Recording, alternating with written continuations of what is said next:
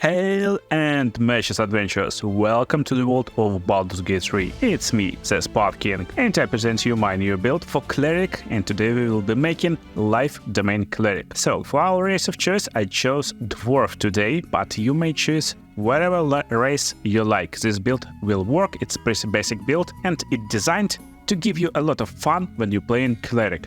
Because so many players think like Cleric is basically like heal bot who need to only heal in the battle, but that's not what's Cleric all about. Yeah, Life Cleric is like best and most effective healer in the game, but we will have him, I would say her, as our very strong killer machine today, as well as a very good healer. So, race of choice, Dwarf, we get proficiency with many cool weapons, so just for fun we can use Battle Axe, Hand Axe, Light Hammer, Warhammer, whatever you like. So, cool weapons. And you can use them instead of your simple weapons. Little bit Dark Vision and Dwarven Resilience to get this advantage on saving throws against poison is very nice additions. For our race of choice, and especially sub-race, I picked Gold Dwarf. Gold Dwarf gives us Dwarven Toughness and we get a lot of hit points by just leveling up. And to heal teammates we need to survive, so that's nice addition to our race and our class.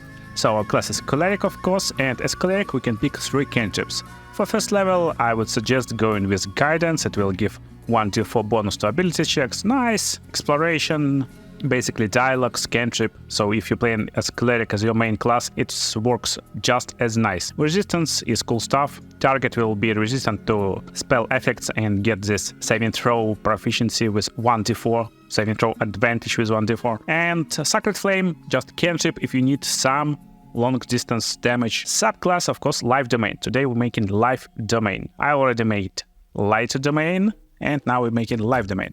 Deity will affect only your role-playing stuff. It will affect dialogues, other stuff in the game, so basically pick whatever you like. It doesn't matter too much, you can read the stuff by yourself and decide who is your god. For background, we're picking Guild Artisan to get some nice insight and persuasion, skill proficiency, and for abilities, we're getting Religion and Medicine in skills and then allocating our skill points. Pretty balanced build. So some dexterity to get this at least +0, so we don't have penalty to our initiative. It's nice to have ability not to make your moves last in the combat. Then Strength, it's our main weapon attribute, so if we will use our weapon, Strength is like a really important stat. Next one, Constitution. Again, it gives us ability to keep our concentration, and it gives us additional hit points. And while we are standing, while we are alive, our allies will be alive too.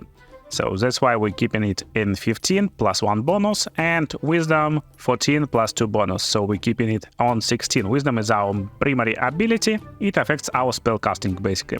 Charisma 10, and just like that we need to prepare for spells, so Clerics know all spells, but we will prepare this one. Guiding Bolt, nice long distance spell to inflict damage, inflict wounds.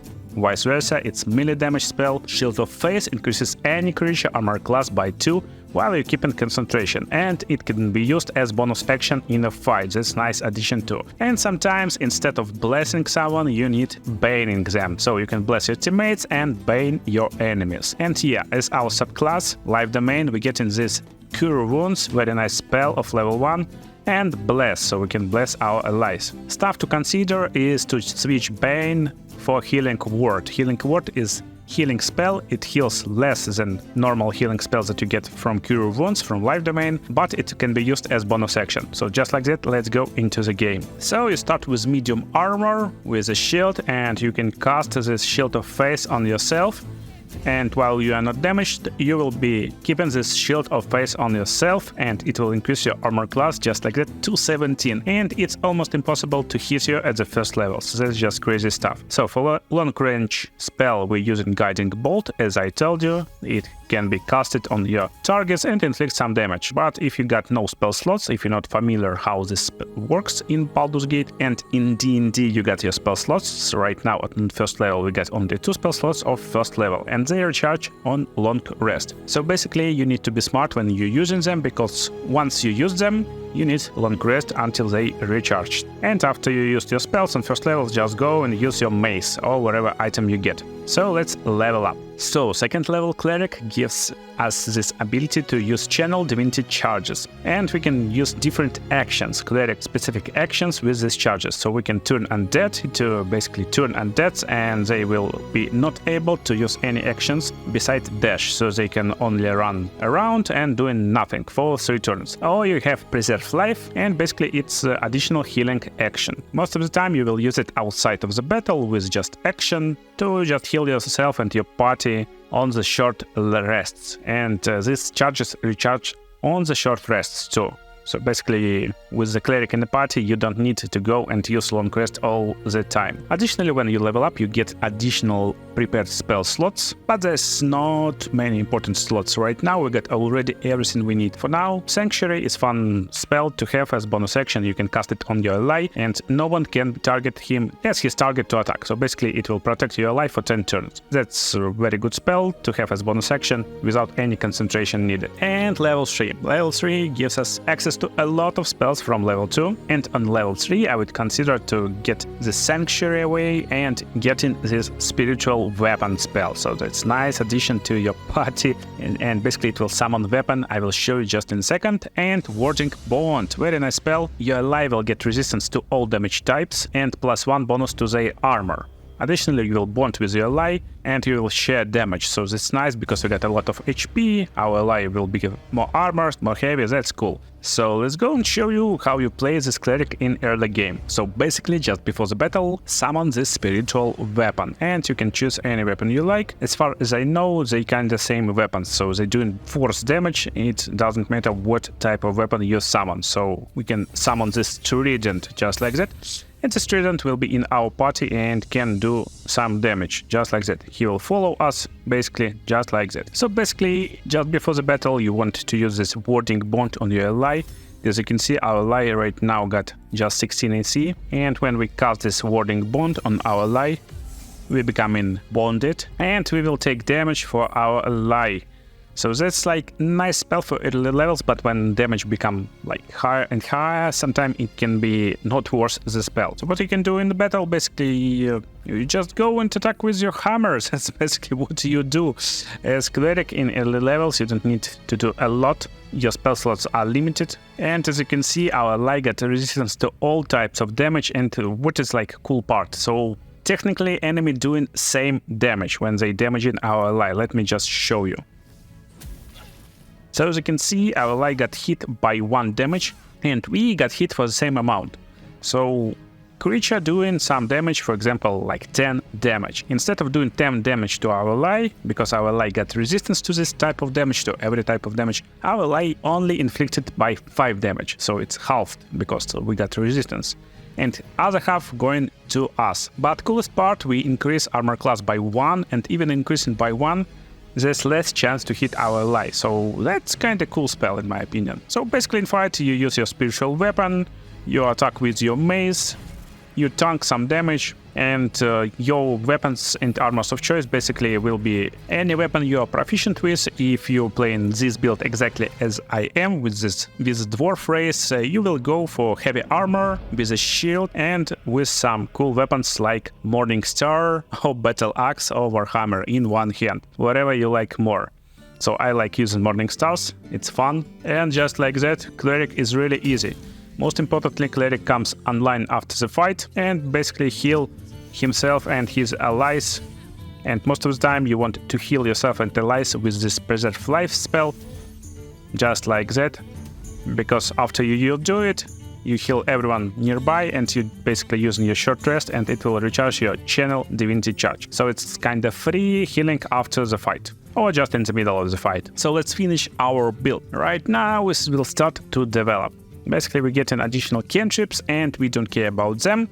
But pick whatever you like. We get some additional spells to learn, and we can learn, for example, Hold Person, nice spell to hold person and inflict critical strikes on this person. But most importantly, we get in our feat, ability improvement, and we add in our wisdom. We want a lot of wisdom with this build. On level 5, that's where our build starting to play out. So we get this action, class feature, Destroy Undead. When we successfully turn undead creatures, they also taking damage. That's just nice addition when you're fighting undead this. Most importantly, life domain getting this beacon of hope, concentration spell, and when you cast it on yourself, to always heal allies to a maximum of hit points, and Revivify to revive them if they finally dies. But most importantly and most cool features is our level 3 spells. And for today's build we pick in Spirit Guardians and protection from energy. Sometimes we just need this resistance to any type of damage, and we definitely can use it. Just because we will use Spirit Guardians more often than Hold Person, we can get rid of Hold Person and get Mass Healing Word instead. This will be bonus action. It heals the same as basic Healing Word, but it can be used for all your party. Next up, we get in this awesome subclass feature, Healing Others also heals yourself. So when we casting any healing spell of level 1 or higher, we're gaining hit points equal to 2 plus spell level. While this can sound like that's not too much, that's actually a big feature in our build. So we continue to level 7 basically. On level 7, getting on additional spells from level 4. But let me just show you what you have on level 6. Basically, what our strategy will be with this Cleric on this level 5 and after. You want to concentrate on this Spirit Guardians. That's why we don't actually care too much about Shield of Faith no more. We need only Spirit Guardian spell. And we pick whatever damage we want. So necrotic damage or radiant damage, depending on what enemies we are fighting. We can right-click them, examine, and if they got some defense against our necrotic or radiant damage, we use another one.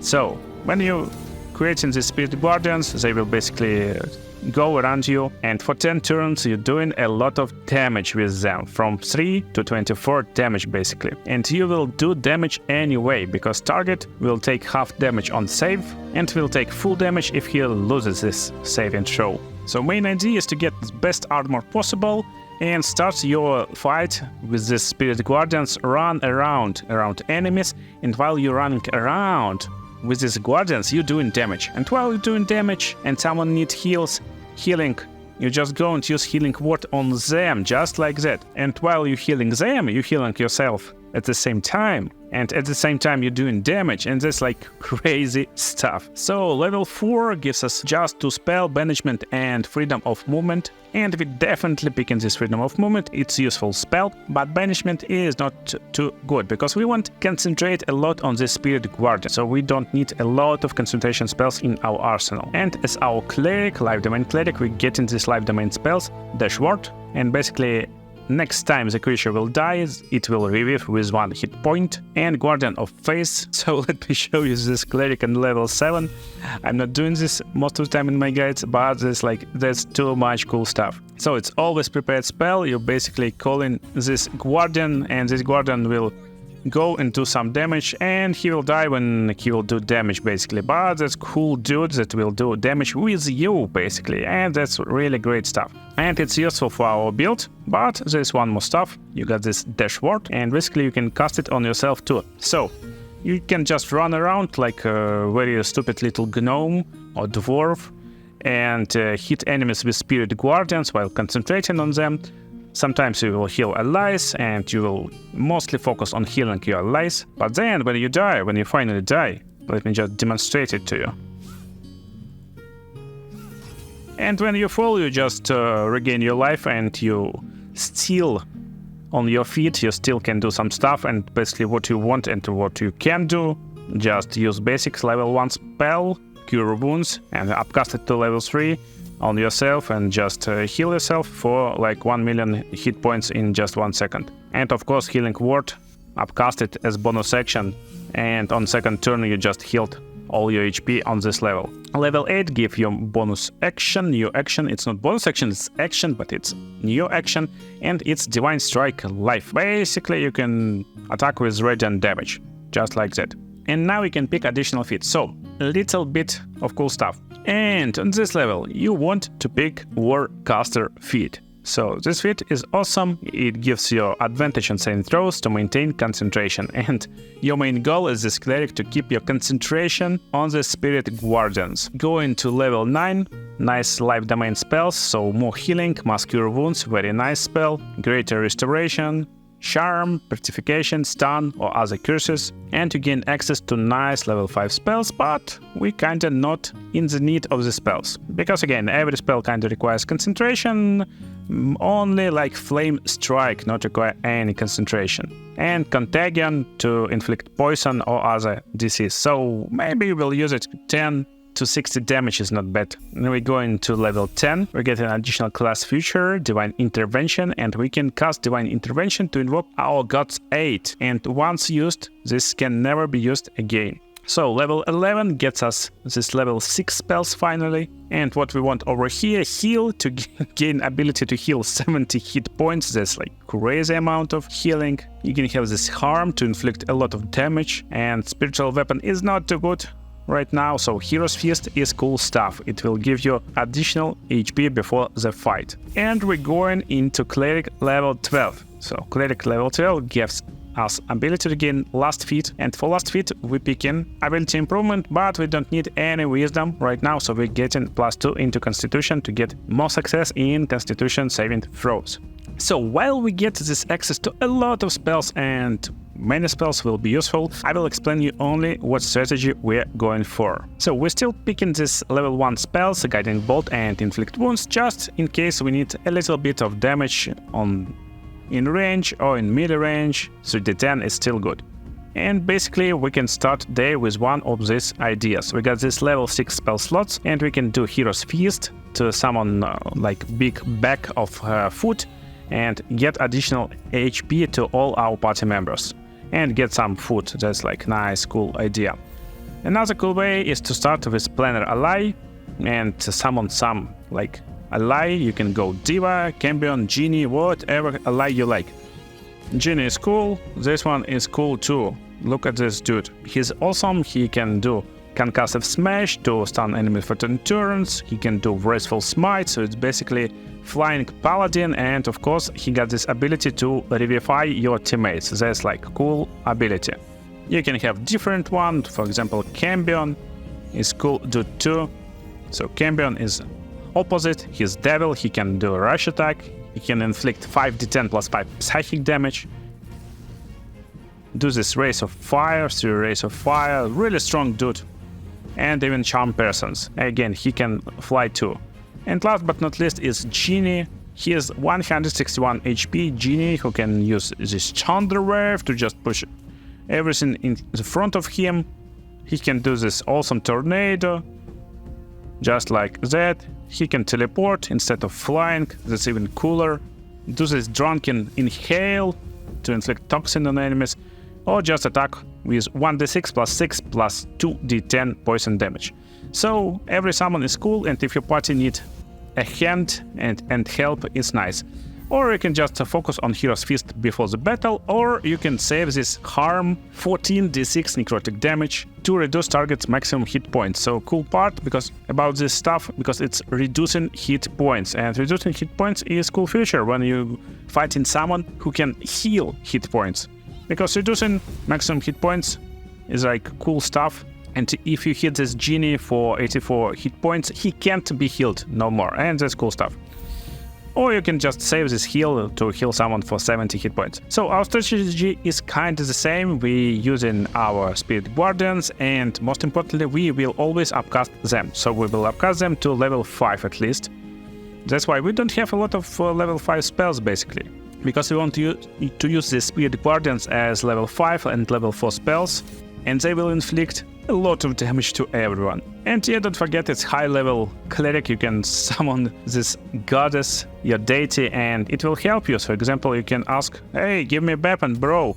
And you can do it only one time per adventure, and you can get this 1d6 mace with 1d8 additional radiant damage, and all nearby allies will regain hit points. And this weapon got action, so we can cast it, and for 10 turns all nearby allies will heal themselves.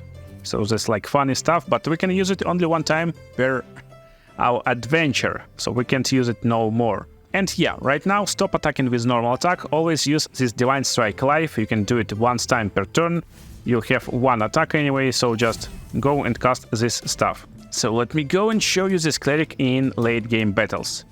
So gameplay loop is awesome, it's just awesome. So just check it out. Basically, you start your fight with turning on your Spirit Guardians, and it will work for 10 turns. We upcast it just for fun to level 6, and just like that, we inflicting damage to nearby foes. And all you need to do is to run around and inflict this damage. So that's simple. And when you're doing this, you can still use your bonus action to use this healing word to heal your teammates, just like that. So that's the Cleric work. Cleric can run around and do a lot of damage while kinda doing nothing and healing his teammates. And that's like main idea and coolest part about this build and this idea.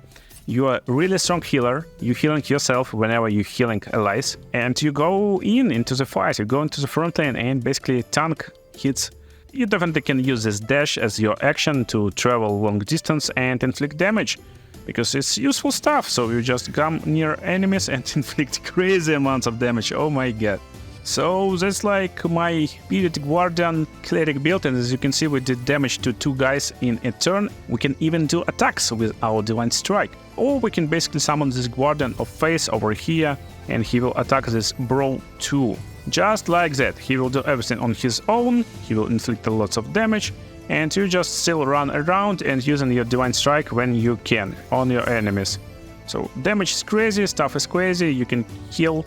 And don't forget, this dude, this Guardian, losing health when he doing damage, so you can definitely just go and cast Mass Healing Word and heal yourself and your allies. And that's our gameplay loop. So now you know how versatile and cool Life Cleric could be. I hope you enjoyed this video, and other video on the screen right now could be very cool for you too, so go and watch it and see you in the next videos, guys.